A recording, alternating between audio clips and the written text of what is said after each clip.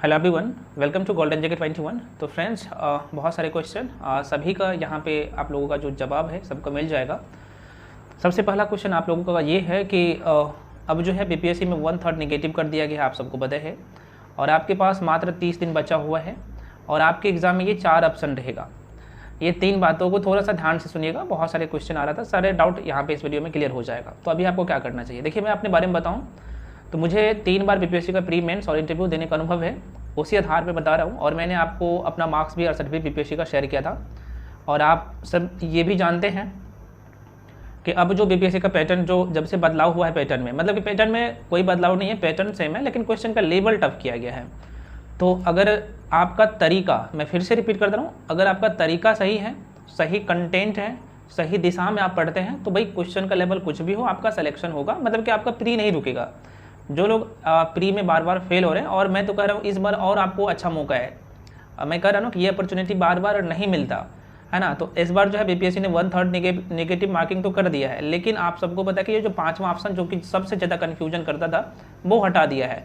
अब आपके मन में क्वेश्चन आएगा सर 4 ऑप्शन रहेगा, तो हो सकता है कि यूपीएससी लेवल का भी यहाँ पे क्वेश्चन सेट करे। तो भाई सेट करेगा तो सबके लिए करेगा ना, सिर्फ आपके लिए नहीं करेगा। चलिए हम लोग यहाँ पे चर्चा करेंगे कि अभी आपको करना क्या चाहिए, क्योंकि समय कम है, क्योंकि 30 दिन समय है।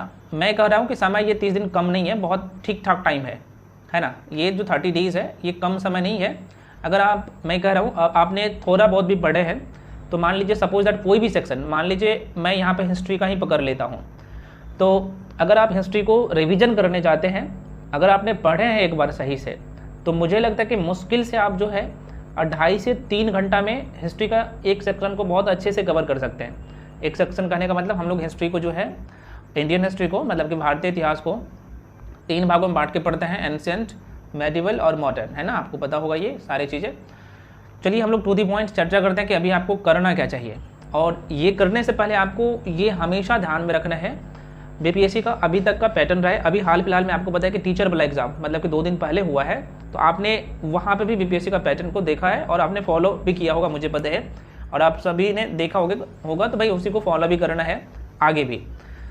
मैं थोड़ा सा आपको आगे लेके चलता हूँ ताकि आपको मैं बेहतर तरीके से सारी चीज़ें बता सकूँ। और मैं नहीं चाहता कि यार इस बार जो है आपका प्री रुके और इस बार जो है आप छटे, है ना। तो भाई आप सबका जो है इस बार प्री होना चाहिए। मैं अपने आप को थोड़ा सा और छोटा कर लेता हूँ ताकि मैं आपको बेहतर तरीके से बता सकूँ सारी चीज़ें।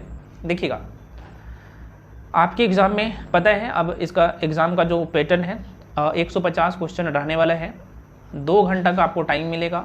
2 घंटा का मॉक टेस्ट कौन सा लगाना है अभी बताऊंगा, सब कुछ बताऊंगा, ध्यान से सुन लीजिएगा। रिवीजन कैसे करना है ये तरीका आपको कोई नहीं बताएगा, है ना, और यहाँ पे कोई हवाबाजी नहीं होता, आपको पता होना चाहिए, है ना। तो 150 क्वेश्चन रहेगा फ्रेंड्स आपके एग्जाम में, 2 घंटा का टाइम मिलेगा। 1/3 नेगेटिव है, नेगेटिव से बचना है, और ये आपको जो तरीका है ना अभी से ही अप्लाई करना है ना। ये जो तरीका है अभी से आपको अप्लाई करना है। जब आप मॉक टेस्ट देंगे तो मैं कोशिश करिएगा कि कम से कम हम नेगेटिव लें। 4 ऑप्शन रहेगा। तो भाई अभी आपको करना क्या चाहिए, देखिए आपको एक चीज़ हमेशा ध्यान रखना है, ये जो 150 क्वेश्चन है ना, बीपीएससी का पैटर्न क्या है, तो आप ये तो आप कई बार बता चुके हैं, अब मैं फिर से बता दे रहा हूँ। अब ये न्यू स्ट्रेटेजी है, ध्यान से देख लीजिएगा, बहुत ज़्यादा काम देगा, मैं कह रहा हूँ ना, बहुत ज़्यादा। और ये तरीका आपको कोई नहीं बताएगा। मैं एक एजुकेटर के साथ साथ एस्पायरेंट भी हूँ, तो मुझे पता है कि कहाँ पे आप लोग गलती करते हैं, और ये स्टार्टिंग में सभी लोग गलती करते हैं जो प्री में बार बार फेल होते हैं। तो आप इससे कैसे बाहर निकल सकते हैं, देखिएगा आपके जो मेजर सेक्शन है, 4 सेक्शन मेजर सेक्शन है, जहाँ से बीपीएससी आप देखिएगा तो बीपीएससी के इतिहास में चेंज नहीं होता है। अगर करेगा तो भाई 1-2 सेक्शन में करेगा, बाकी सेक्शन सेम रहेगा। तो अगर मान लीजिए पहले सेक्शन में मैं यहाँ पे इस बार करंट अफेयर्स लिखूँ, तो करंट अफेयर्स का आपके एग्जाम में आता है 30 क्वेश्चन। अभी बताऊंगा, अभी आज का वीडियो थोड़ा सा लंबा जरूर होगा, लेकिन टाइम लूंगा, सब कुछ बता दूंगा, इसको फॉलो कर लीजिए। मैं कह रहा हूँ अभी भी आपका प्री नहीं रुकेगा। 30 क्वेश्चन रहेगा। अब यहाँ पे देखिएगा फ्रेंड्स, साइंस का भी 30 क्वेश्चन रहेगा, 30 क्वेश्चन साइंस का भी रहेगा, है ना।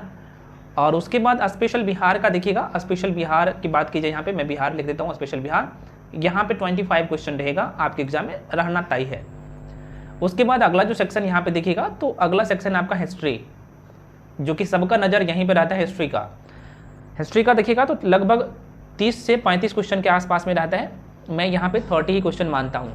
ये चारों सेक्शन को मिलाइएगा तो आपके एग्जाम में लगभग 120 नंबर ये 4 सेक्शन ही आपको दे रहा है।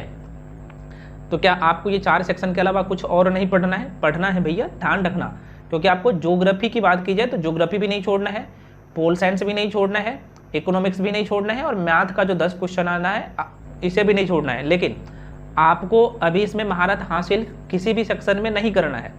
अब देखिए नंबर कैसे कैसे उठा सकते हैं। देखिएगा, करंट अफेयर्स का बात किया जाए, बीपीएससी का अभी तक इतिहास रहा है, और आपने अभी टीचर वाला भी देखे होंगे पेपर, और ये सबसे ज़्यादा टफ था बीपीएससी का जितने भी एग्जाम हुआ है, कि मेरा एक्सपीरियंस कह रहा है कि पहला शिफ्ट का जो फर्स्ट डे में हुआ था, आपने देखे होंगे कि पेपर बहुत ज़्यादा टफ किया गया था। अभी तक बीपीएससी का कोई भी एग्जाम उठा के पेपर देख लीजिएगा, सबसे ज़्यादा टफ, इवन 68 भी बीपीएससी से भी क्वेश्चन टफ था। तो उसी को ध्यान में रख के अगर मैं आपको बताऊं तो देखिएगा, तो करंट अफेयर्स का सेक्शन, करंट अफेयर्स से हमेशा बीपीएससी का अगर 30 क्वेश्चन आता है तो 30 क्वेश्चन में लगभग 25 से 27 क्वेश्चन वन लाइनर रहता है।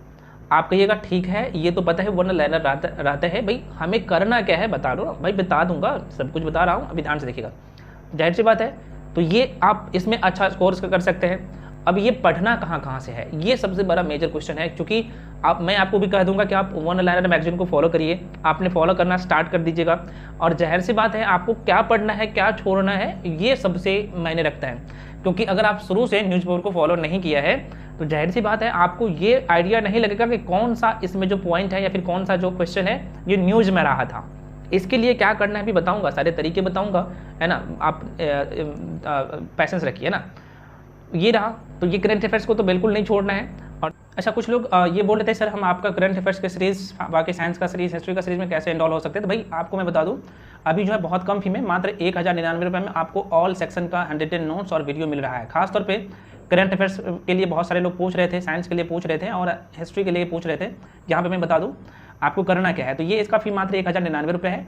और इसमें आपको जो मैं करंट अफेयर्स, सपोज दैट यहाँ पे जो करंट अफेयर्स करवा रहा हूँ आपको यहाँ पे दिख ही रहा होगा, ये पीडी का कंपाइलेशन है, प्रतियोगिता दर्पण का कंपाइलेशन फुल्ली, और यहाँ पे मैं वही क्वेश्चन इंक्लूड किया हूँ जो न्यूज़ में रहता है ना, और हमेशा यहाँ से क्वेश्चन आता है। और मैंने आपको प्रूफ के साथ अभी टीचर वाला में दिखाया था ये सारे क्वेश्चन, इवन ये जो जुलाई मंथ का ये जो करंट अफेयर्स देख रहे हैं ना, जुलाई मंथ से लगभग 8 से 9 क्वेश्चन आ गया था डायरेक्ट। और आपको एक मतलब कि जनवरी 2023 से सितंबर 2028 तक का ही करंट अफेयर्स अच्छे से करना है पीडी का। बाकी वन लाइनर मैगजीन अगर कोई कर रहा है तो भाई आपको 1 साल का करना है ना।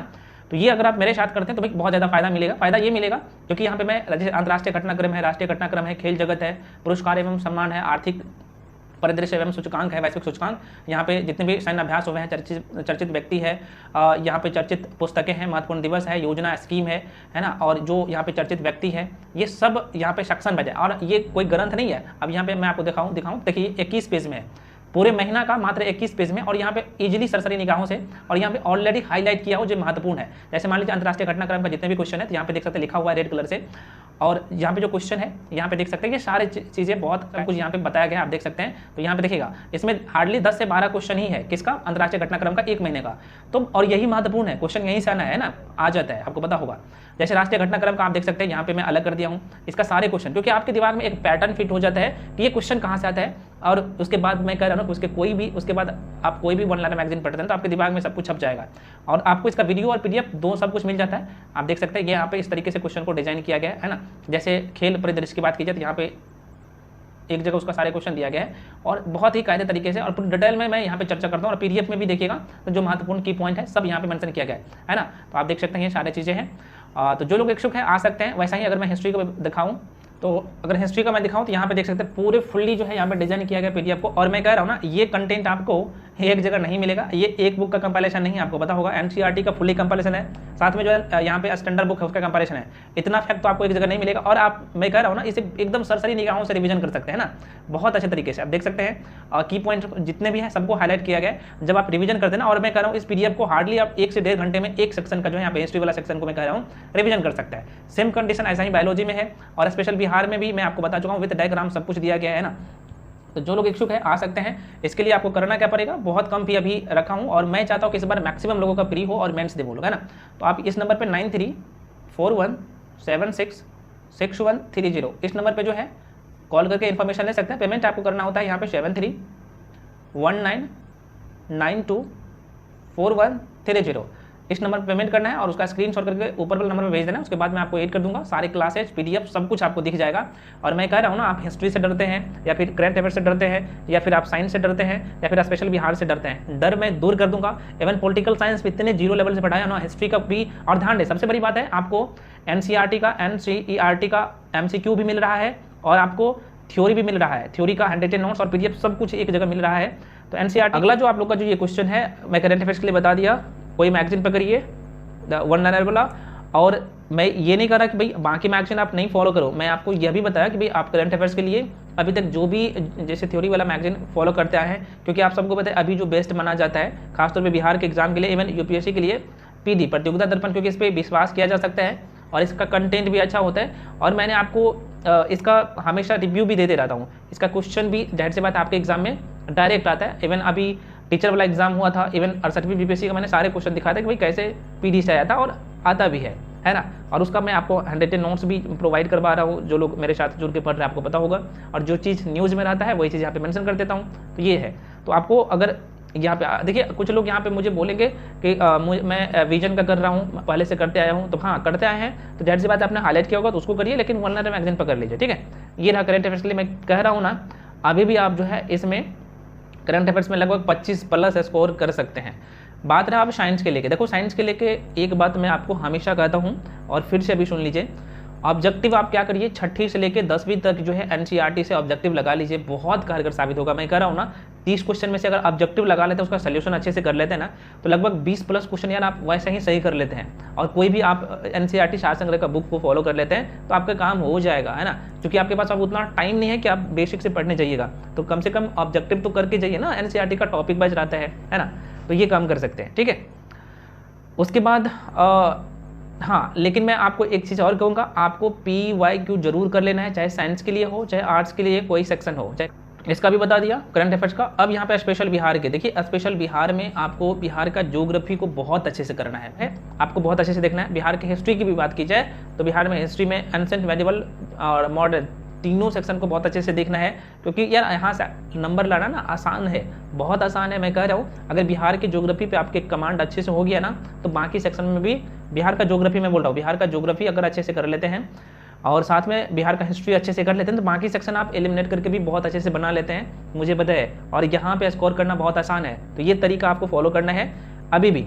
उसके बाद अगर देखा जाए हिस्ट्री के लेके बहुत सारे लोगों के मन में कन्फ्यूजन रहता है। देखिएगा हिस्ट्री का मैं बताऊंगा कैसे आपको भाई सरसरी निगाहों में कैसे आपको रिवीजन करना है, उसके लिए एक सेपरेट वीडियो लेके आऊँगा, हिस्ट्री के लिए साइंस के लिए अलग अलग लेके बहुत जल्द जो है 1-2 दिन में मैं सब यहाँ पे वीडियो दे दूंगा, घबराना नहीं है आप लोगों को, और मैं करवा भी दूंगा।